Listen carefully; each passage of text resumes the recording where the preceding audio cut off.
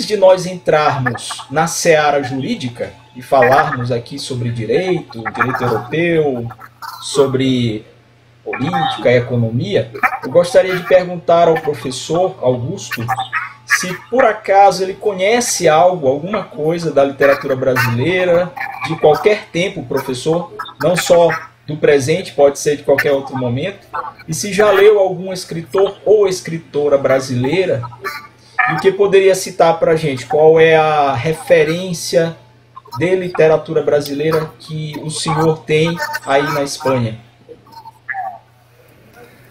Bueno, muchas gracias, Roger. Yo tengo que, primero voy a comenzar demostrando mi total incultura en el ámbito de la literatura brasileña, en el ámbito de la narrativa, sobre todo, ¿no? De Brasil, obviamente en España todos conocemos a la poesía cantada de Vinícius de Moraes, ¿no? de Jobim, y realmente a mí no tengo un conocimiento sobre narrativa y literatura brasileña, pero sí me he interesado por la poesía brasileña y por algunos ámbitos de poesía brasileña, quizá porque cometemos el error, o no es un error, de identificar Brasil y el portugués brasileño, que dicho sea de paso, es mucho más cálido y se comprende mejor en España que el portugués de Portugal, que es mucho más cerrado. Sí, sí. Y lo identificamos siempre, este portugués, con un sonido poético. Y debo decir que no conozco mucho la narrativa brasileña, pero sí me gusta un poeta, particularmente en el ámbito brasileño, que sí estudié en unos cursos de poesía, me gusta mucho la poesía, he escrito alguna cosa de poesía, y que estudié en aquellos cursos de poesía y que desde entonces me ha acompañado mucho, ¿no? Que es Ferreira Goulart, ¿no? Ferreira Goulart. Sí. Es uno de los grandes poetas que tengo ahí de cabecera, que me acompaña mucho y me gusta mucho porque es muy sencillo, es muy sencillo. Para empezar, se puede leer en español perfectamente, aun si no conozco bien el portugués, pero se comprende perfectamente en español y se puede leer en la lengua original. Y después, porque me gustó mucho esta teoría del no objeto, ¿no? Del no objeto, sí, sí.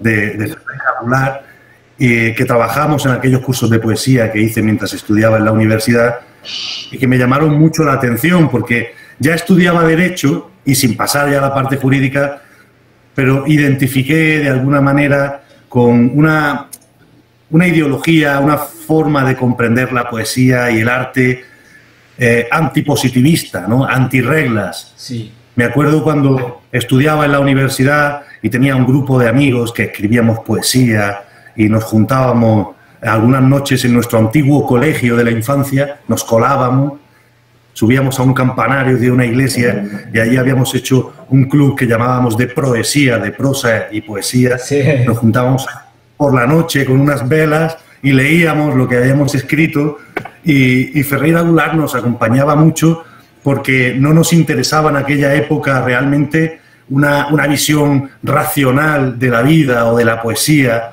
unas reglas escritas y claras, sino la experiencia sensorial que puede haber detrás de cualquier forma de arte, y por eso me llamaba particularmente la atención, ¿no? Y siempre me ha gustado, porque es sencillo, tiene unas ideas creo que son muy fuertes, muy potentes, pero al mismo tiempo teniendo un concepto de poesía y de arte muy claro. De hecho, ese manifiesto me corrige el Roger, neoconcretismo, neoconcrecionismo. Sí, neoconcretismo. Del neoconcretismo, teniendo muy clara una idea de poesía, sin embargo hace una poesía fuerte, sencilla y que a mí siempre me ha llamado la atención particularmente, ¿no? Esas ideas que él tiene de yo soy todo el mundo, pero al mismo tiempo no soy nadie. Es algo muy fuerte y siempre me ha acompañado. Y recientemente he descubierto a una poeta de mi edad, muy joven, que no sé de qué lugar es, tenía por aquí apuntado un nombre porque tenía por aquí un pequeño librito, que se llama Julia Carballo. Julia Carballo, no sé si la conocen allí. Es una poeta muy joven que hace una poesía que me interesa mucho porque es una poesía muy natural, ¿no? Se podría llamar una...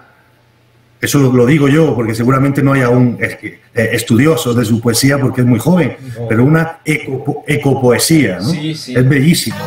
Habla sobre el espíritu de las plantas, la conexión entre el mundo y el ser humano dentro de un mundo ecológico, de un mundo verde. Y me llama mucho la atención, primero, porque es de Brasil, que es el pulmón del mundo, el pulmón verde del mundo, y donde sabemos que hay una batalla durísima, ¿no?, en favor de la técnica y el avance industrial y la conservación natural.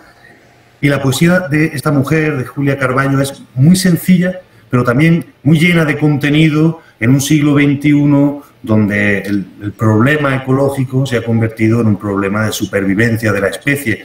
E incluso llego a atisbar, no lo sé, habría que hablar con ella porque la descubrí hace poco, ¿no?, a Julia Carballo, y habría que atisbar si no tiene una fuerte influencia también de Ferreira Goulart, por esa sencillez, ¿no?, de las poesías y esa belleza. Tiene una frase que dice: busco en el viento la conciencia de las plantas. Es algo muy sencillo, pero muy cargado de sentido y muy vincula mucho la conciencia del ser humano, la conciencia de la naturaleza.